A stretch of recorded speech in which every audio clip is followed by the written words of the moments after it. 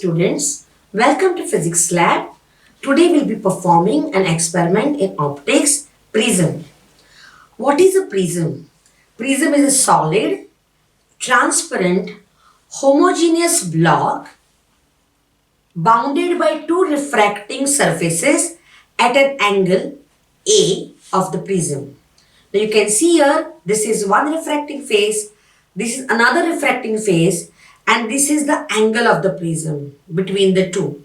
You can see that it's an equilateral prism. All three angles are 60 degrees. So let's learn what exactly the prism does. The purpose of the prism is to bend the ray. Let's see how it bends the ray. Look at this cross section of the prism. So you can see the cross section of the prism on this board. P is the incident ray, PQ, strikes the prism at the point Q. AB is the first refracting surface. NO is the normal. It strikes at the point Q. Angle between P, Q and N is angle of incidence. It's entering the prism now. When it enters the prism, it will suffer refraction because it enters from rarer medium, that is air, to denser medium, that is glass. At this point, it makes an angle R1, first angle of refraction. Have you seen this? This ray QR is a refracted ray. Why it refracts? Because you know very well, when the ray of light travels from rarer to denser medium, it bends towards the normal, NO. R1 is the first angle of refraction. Now this refracted ray travels inside the prism and strikes at the point R on the second refracting surface AC. Now this angle between the incident ray and this normal is the second angle of refraction. It is now going to enter from denser to rarer medium, glass to air.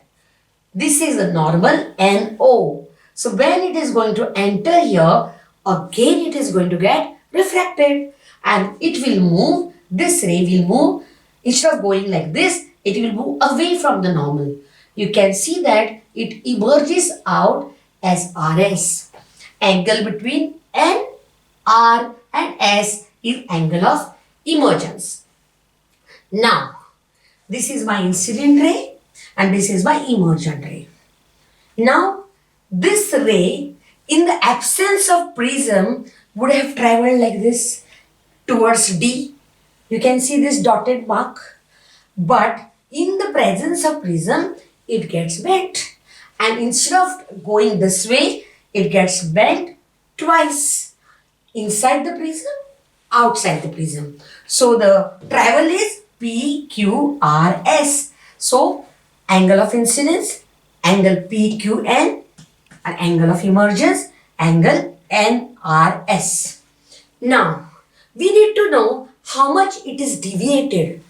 It was supposed to go this way, but this prism has deviated it towards RS. So how much it is getting deviated? So that we can find out by finding the angle. This is the incident ray. In the absence of the prism, this ray would have traveled towards D. So it would have got the path PQD. Now it is coming this way. It is deviated. So now the angle between PQD, this line, direction of incident ray and a direction of emergent ray, this angle is the angle of deviation delta. Now what we do is, we increase the angle of incidence. We increase from 35 degrees to 40 degrees to 45. We keep on increasing. We find that as the angle of incidence goes on increasing, angle of deviation goes on decreasing. Means this emergent ray would be like this. And as it goes on decreasing, at one particular position, it becomes minimum. And then it starts increasing again. So this is what we find. This is a characteristic of the prism, that angle of deviation goes on decreasing and then starts increasing as the angle of incidence goes on increasing. So this is the characteristic of the prism, and this part now we have to do some analysis about it. So from this geometry, in our theory part, we have done the derivation to find the refractive index of the prism.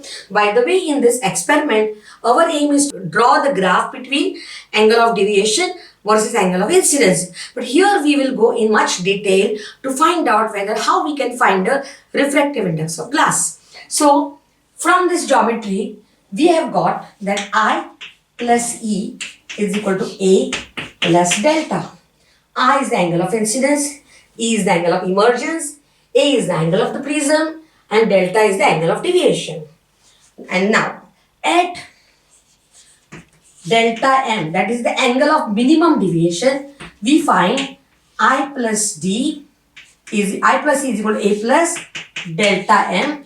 But at angle of minimum deviation, we find that angle of incidence is equal to M angle of emergence. So I is equal to E when delta is equal to delta M. That is what we find. And we can write here E as I. So I plus I becomes 2I is equal to A plus delta M. So we get I is equal to A plus delta M divided by 2. Now, again, we found that angle A is equal to R1 plus R2. At minimum deviation, at delta M, R1 is equal to R2 is equal to R. So we can write A is equal to 2R, and therefore R is equal to by 2. So you get second. So this is my first one and this is my second one. What is mu? Snell's law. Mu is equal to sin I upon sin R. So what we get is, I'll write here mu is equal to sin of A plus delta M by 2 divided by sin of A by 2. I can write here mu is equal to this formula I get. Now we are not finding in this experiment right now what is mu. Now we are told in the aim of the experiment is to draw the graph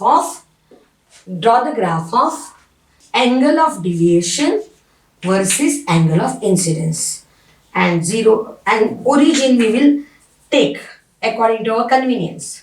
And we find that as the angle of incidence goes on increasing, angle of deviation goes on decreasing, reaches a minimum value and again starts increasing. So this is what this kind of graph we get. This kind of graph we get. Now this angle is the angle of minimum deviation delta M. So now let's go to the lab and perform the experiment and draw the graph. Let's go to the lab. Let's start with the experiment. These two refracting surfaces of the prism, we are keeping it this way, and the opaque part is this side. We need to first draw the outline of the prism.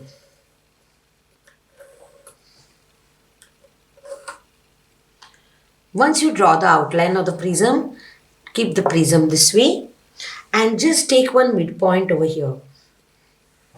This is the midpoint. Take the protractor and keep the protractor exactly this point coinciding the midpoint and the line along the line of the side of the prism. Then what I do is I draw a normal. So I mark the point 90, 90 and I am taking angle of 35 degrees. So 90 to 80 is 10, 20, 30 and this is 35. Remember that when you take an angle, you must measure it from the normal. Now what I do is I draw the normal. You can see that I draw the normal and then I draw the incident ray at an angle of 35 degrees. So I draw this line. So here I get 35 degrees incident ray. Now what I do, I take one of the pin. Can you see? The pin is, one pin I keep it on this and another pin I keep here. It is a very sharp pin and keep it at a distance so that we'll get no error. Don't keep it very close to each other. Okay. Now we have marked the incident ray at an angle of 35 degrees. Now we need to find out the emergent ray. So we have to focus and see the images of the pins seen inside the second refracting surface. What I need to do is, I have to see to it that the two pins which I am going to mark in that line should be near my hand. Once I keep myself steady and locate the images, and I'm going to put these two pins in line with that image of the pin. So I get the first one here. I take the second one. I don't raise my head. I get the second one now. I slowly bring and hide all three pins. So now I can see that they are in one line. Main important thing is the bases should be in one line. Base line. These are the base points. And all those base points, that base line, passing through the base points, they all four should be in one line. And when I see the pin, I should not be seeing the other three pins when I see the last orange head pin. So I can see that they are in one line. So now I got the line of emergence. What I do is, I take the pencil and I remove this and draw the emergent ray. So